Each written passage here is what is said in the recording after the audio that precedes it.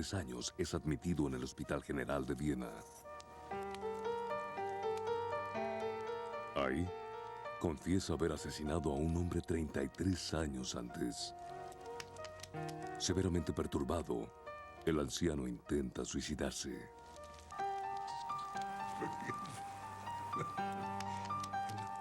El anciano es Anthony Salieri y cree haber matado a uno de los más grandes compositores de la historia. Mozart.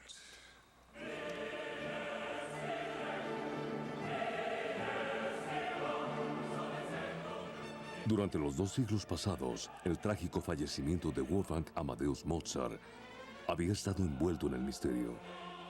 Muchos han investigado su muerte y se han propuesto más de 100 teorías, incluido el asesinato. Actualmente, los detectives médicos modernos continúan escudriñando los detalles de la vida de Mozart. Desde sus numerosas enfermedades infantiles hasta sus angustiosos momentos finales. Es uno de los grandes misterios médicos de la historia. Y ha llegado la hora de descubrir las pistas e intentar responder a la pregunta: ¿cómo murió realmente Mozart?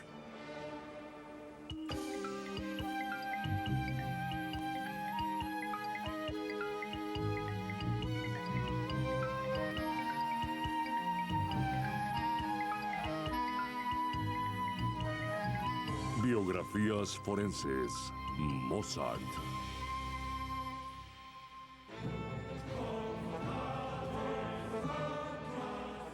Era un niño prodigio que floreció en uno de los genios musicales más grandes de la historia. Y fue víctima de una misteriosa y espantosa muerte, cuya causa exacta sigue sin ser descubierta. Para los detectives médicos, la clave que rodea la muerte de Mozart comienza a emerger el 20 de noviembre de 1791 en Viena, Austria. Aquí, el compositor de 35 años se tambalea de agotamiento y lucha por concluir su última composición. Un requiem, una misa para muertos. Este es el comienzo del declive de Mozart. Se sentía enfermo y se iba a la cama. Siempre se recuperaba. Mozart era una de esas personas que solo tienen que recostarse un par de días y quedan como nuevas. Pero esa vez nunca se levantó. La esposa de Mozart, Constanza, y su hermana menor, Sophie, se preocupaban por el debilitado compositor y prescribieron varios cortes en las venas o sangrías. En aquellos entonces se creía que la cantidad excesiva de fluidos corporales causaba enfermedades. En el curso de 2 semanas, los doctores extrajeron casi 2,5 litros de sangre del cuerpo de Mozart, casi la mitad del total de su volumen sanguíneo. La condición de Mozart empeoró. Aunque algo bueno surgió de las visitas de los médicos al examinarlo, descubrieron que Mozart sufría de una erupción. Y luego, en la segunda semana de su enfermedad, comenzó a hincharse, a retener grandes cantidades de fluidos en sus tejidos. Quizá en ese momento parecía un cepelín o un balón. No podía agacharse ni sentarse solo. No podía bajarse solo de la cama. Tenían que ayudarlo a bajar de la cama. 4 de diciembre de 1791. 14 días después de caer enfermo, la fiebre de Mozart seguía sin ceder y su cuerpo estaba bañado en sudor. El doctor Closet ordenó que le aplicaran a Mozart compresas en la cabeza. Cuando lo hicieron, se desmayó.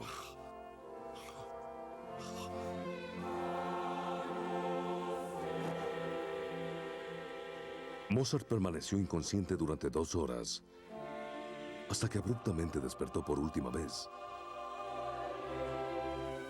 Constanza describió su fin en una biografía. Murió. Los médicos de Mozart dijeron que la enfermedad que mató a Mozart fue una severa fiebre del mijo, que simplemente es una fiebre con una erupción parecida a las semillas de mijo. Esta parte de la evidencia junto con cada síntoma que el gran compositor sufrió, es una clave para desentrañar el misterio. ¿Qué mató a Wolfgang Amadeus Mozart?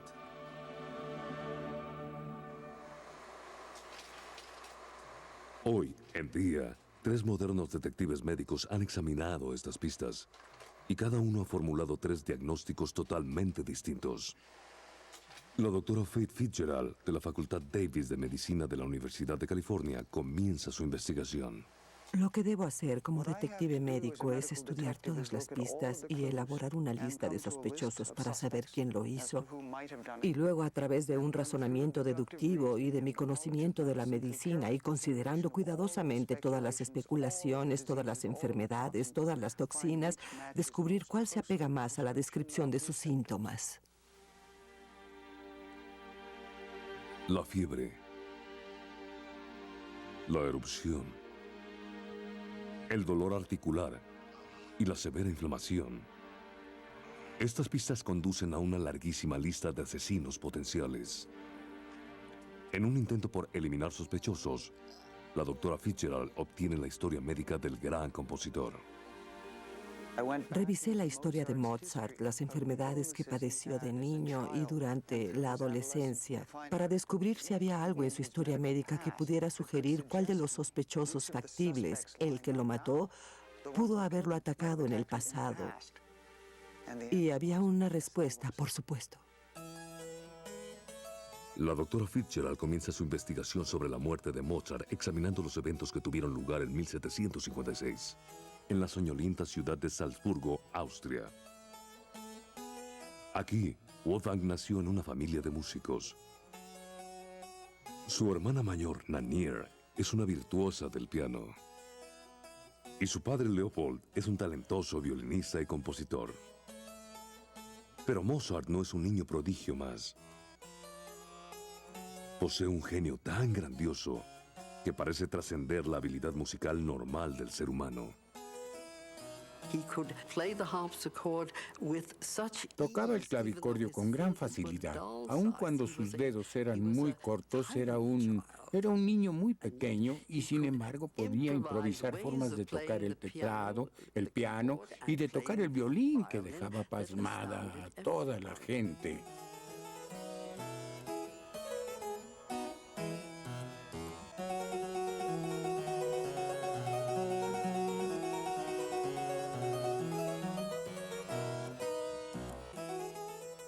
El padre de Mozart, Leopold, hizo a un lado su propia carrera musical cuando reconoció el virtuosismo de su hijo.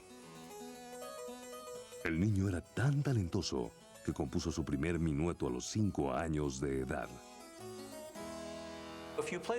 Al tocar las primeras piezas de la mayoría de los compositores, se nota en ellas algo promisorio. Cierta precocidad, pero también cierto elemento primitivo, mientras que el primer minueto que Mozart escribió a los 5 años de edad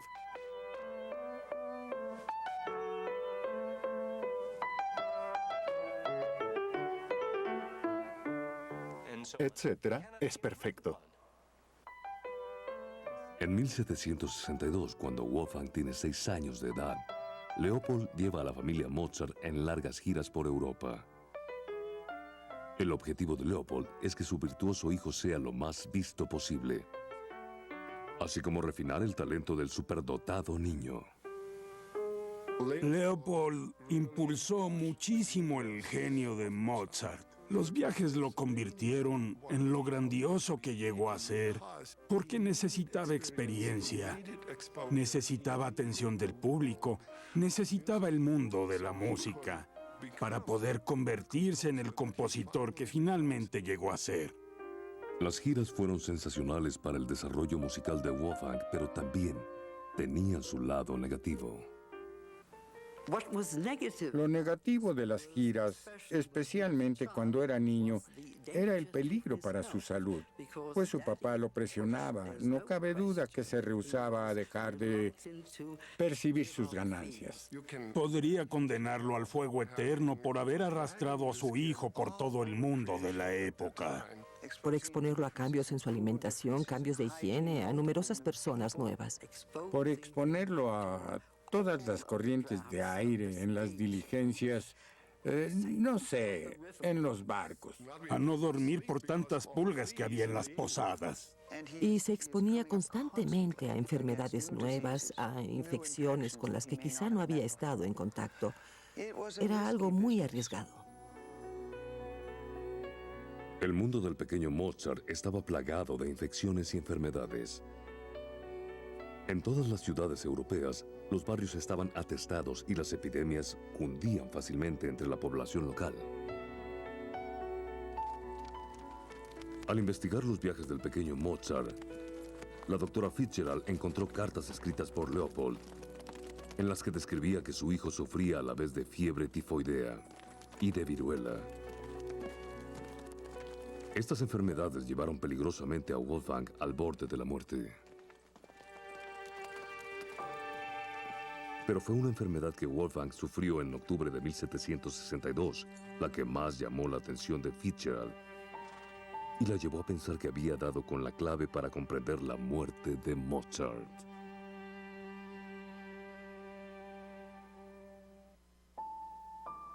Las investigaciones sobre las enfermedades infantiles de Mozart llegó a octubre de 1762, cuando el pequeño Wolfgang de 6 años, a petición de la emperatriz María Teresa, ofrece un concierto en Viena, Austria.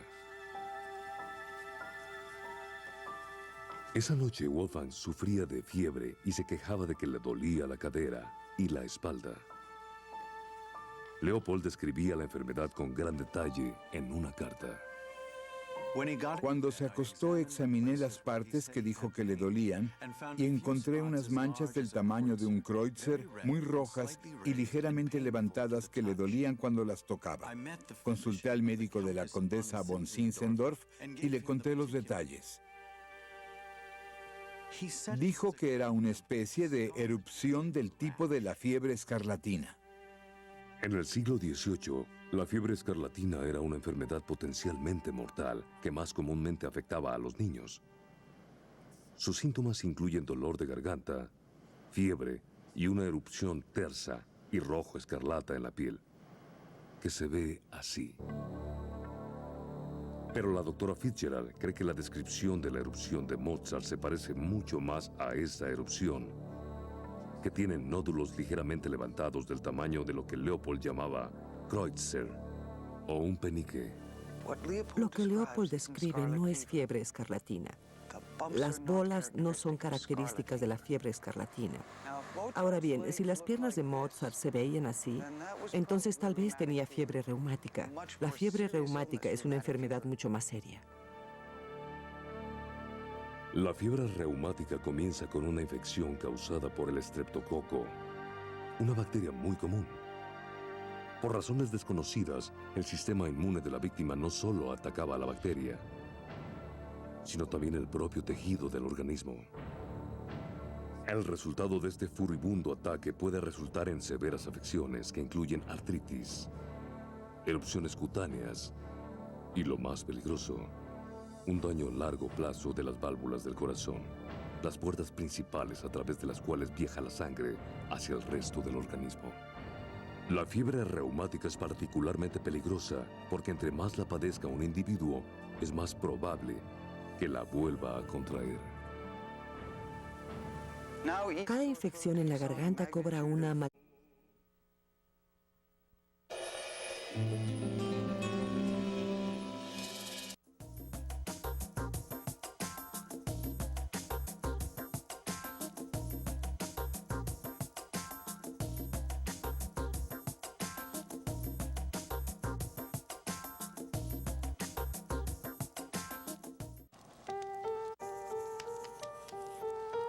Años es admitido en el Hospital General de Viena. Ahí, confiesa haber asesinado a un hombre 33 años antes. Severamente perturbado, el anciano intenta suicidarse.